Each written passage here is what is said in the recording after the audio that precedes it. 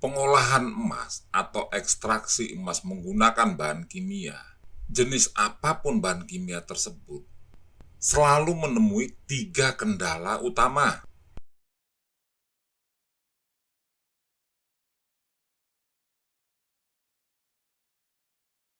Yang pertama, kendala banyak sedikitnya kandungan karbon alami di dalam batuan tersebut.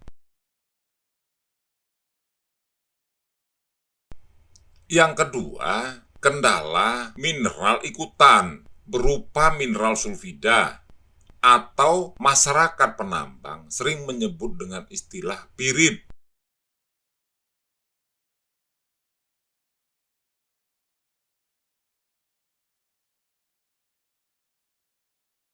Dan kendala yang ketiga adalah kandungan clay dan kandungan mineral zeolit yang tercampur di dalam batuan emas.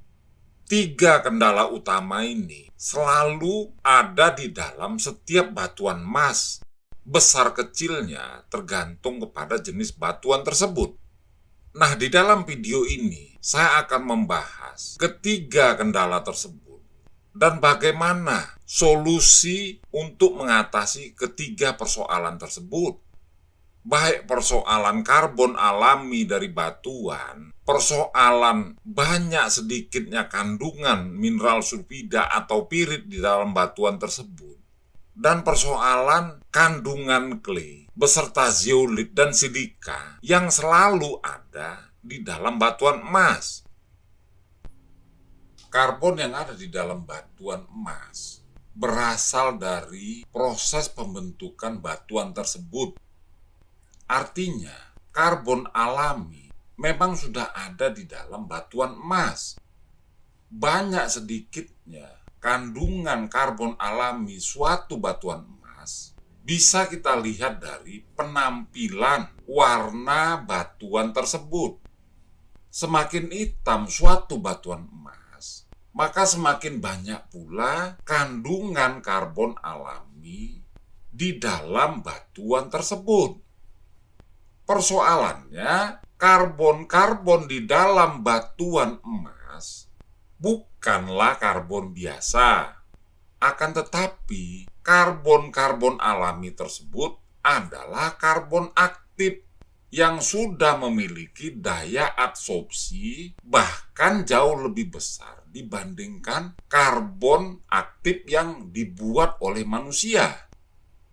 Pada ilustrasi berikut, saya akan tunjukkan bagaimana proses penyerapan ion-ion emas ke dalam karbon alami pada saat dilakukannya pelarutan menggunakan bahan kimia.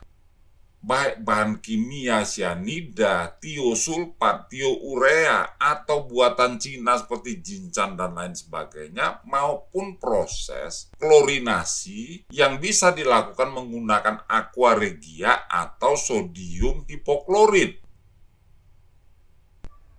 Ini adalah karbon atau arang.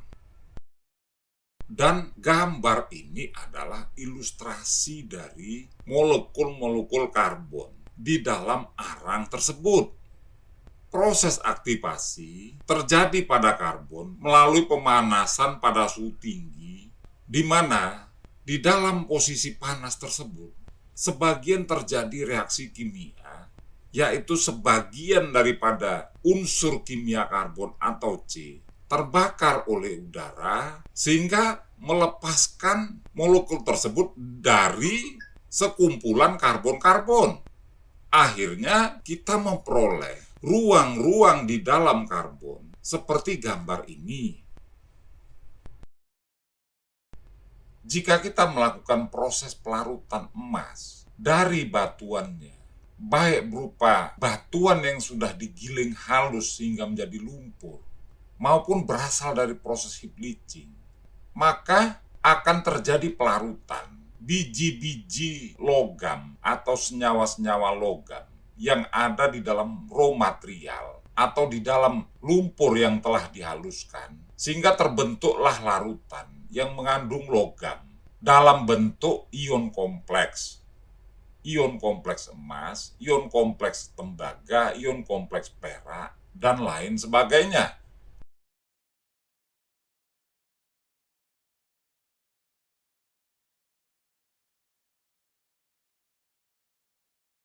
Nah, ion-ion kompleks ini kemudian terabsorpsi ke dalam karbon alami, seperti simulasi berikut ini.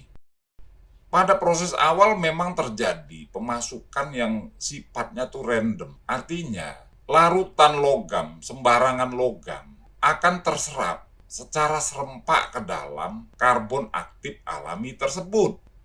Akan tetapi, dalam kondisi tertentu, yaitu salah satunya kondisi waktu, maka kelebihan ion emas yang ada di luar karbon akan mengganti ion tembaga, perak, merkuri, dan sebagainya yang sudah terlebih dahulu terserap ke dalam karbon aktif tersebut. Dan pada akhirnya, ion-ion emas akan menggantikan ion-ion tembaga, perak, merkuri, dan sebagainya yang sudah terlebih dahulu masuk ke dalam ruang karbon, sehingga dalam posisi kenyang, karbon alami lebih banyak menyerap ion-ion emas dibanding karbon yang akan kita gunakan. Oleh karena itu, kita tidak bisa menggunakan ion logam untuk mengenyangkan karbon alami yang berasal dari batuan, karena afinitas emas adalah tertinggi dibandingkan ion-ion logam lainnya dengan deret sebagai berikut, di mana afinitas emas lebih tinggi dibandingkan merkuri, merkuri lebih tinggi dibandingkan timbal, timbal lebih tinggi dibanding perak, perak lebih tinggi dibanding tembaga. Jadi jika kita menggunakan ion logam mana saja pun pasti akan terdesak pada akhirnya oleh ion logam emas.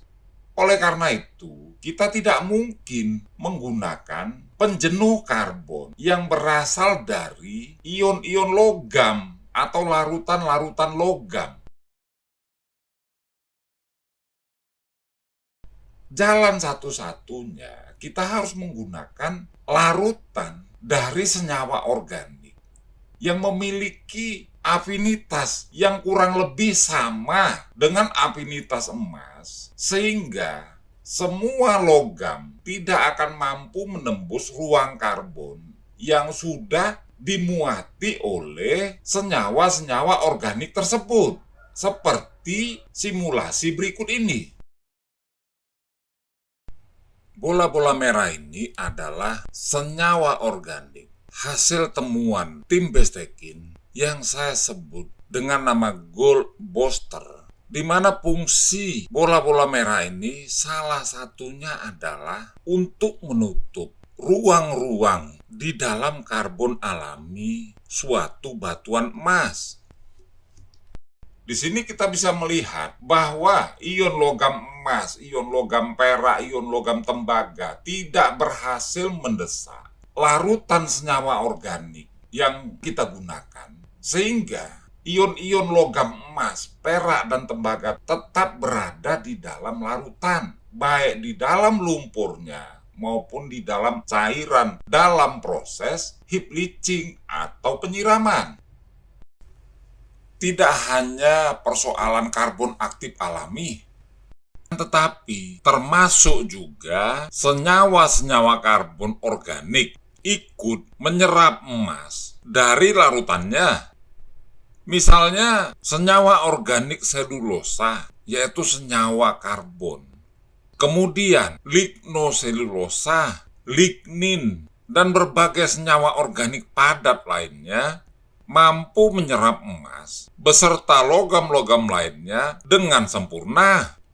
Termasuk juga senyawa-senyawa organik hidup, misalnya dedaunan, kayu-kayu, serpi-serpi kayu, dan senyawa organik mikroba, contohnya tumbuhan alga yang hidup di perairan. Ini semua menyerap ion-ion emas, perak, dan sebagainya yang sudah terlarut oleh sianida ataupun pelarut-pelarut jenis lainnya.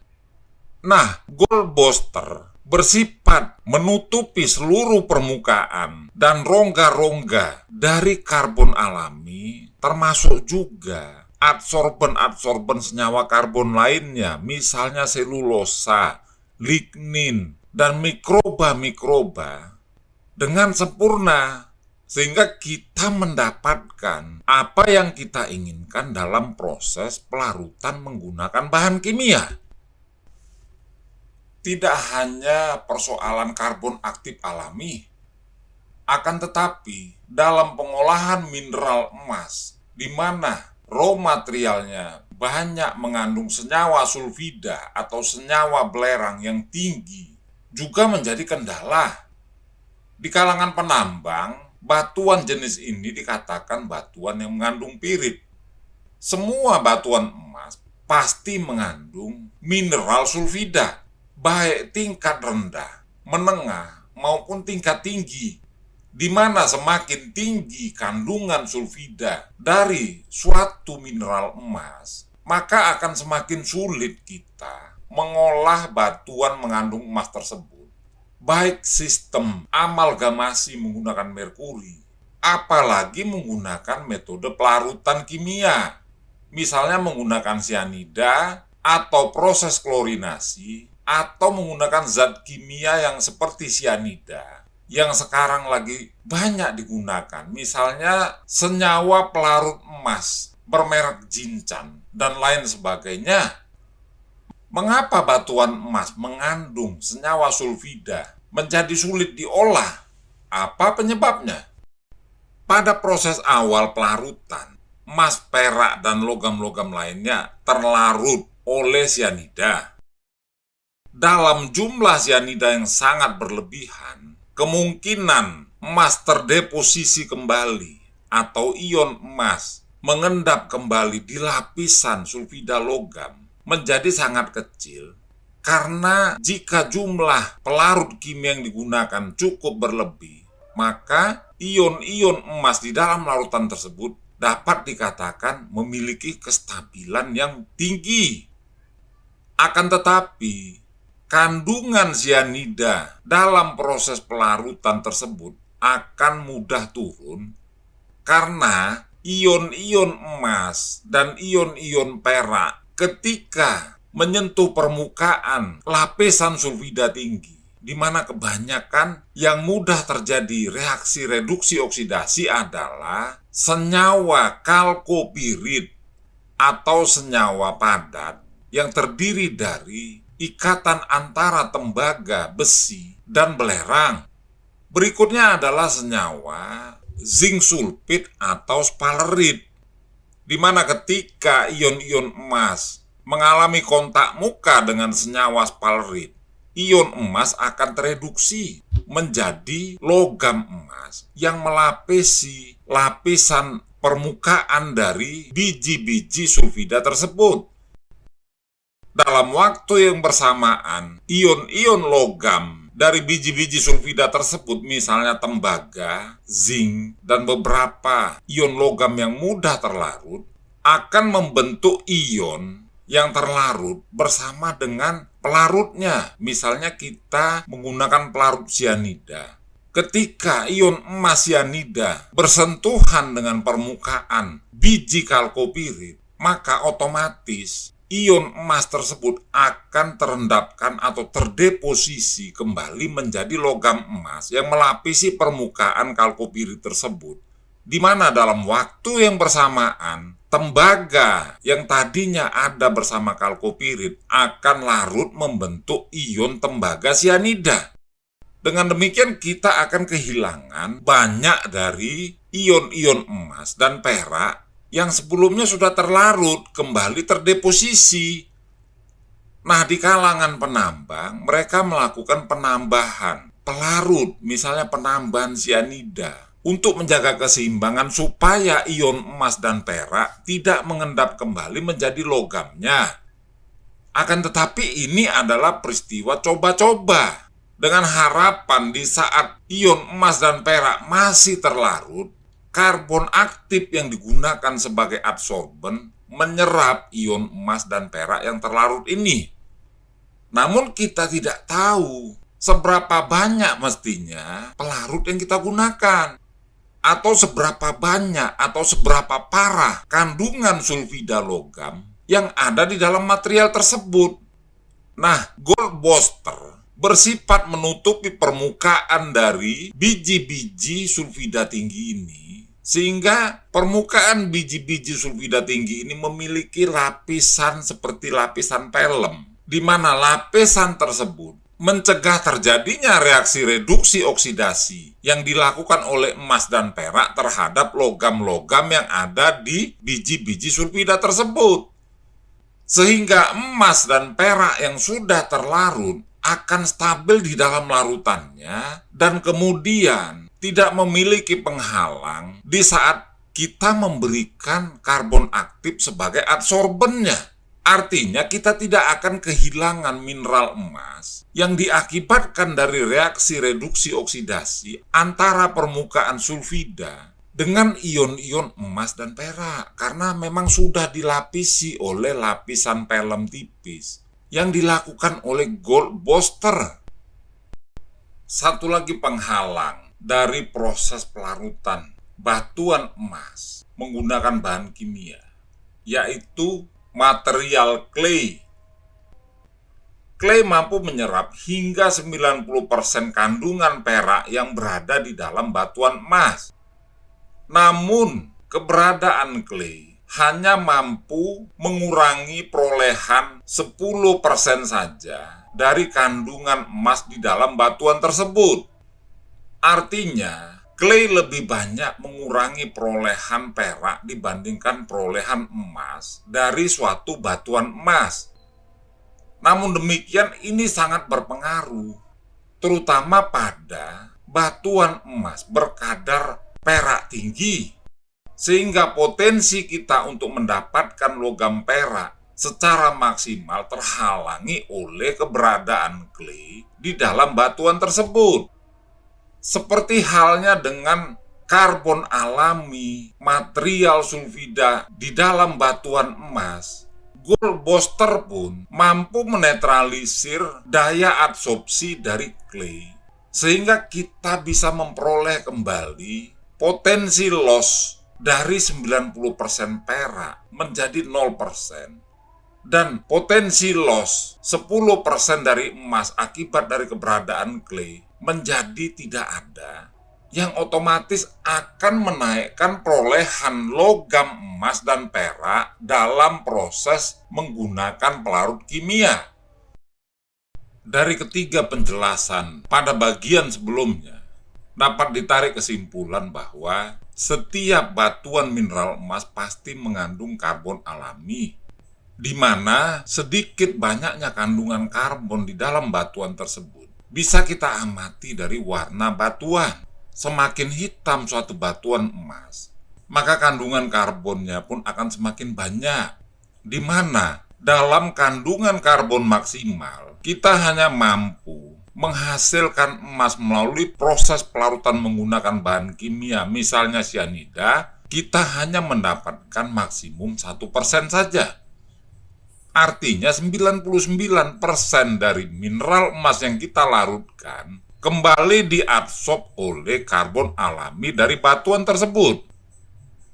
Poin kedua, menyangkut keberadaan sulfida di dalam batuan emas. Dapat dijelaskan bahwa kandungan sulfida di dalam batuan emas selalu ada.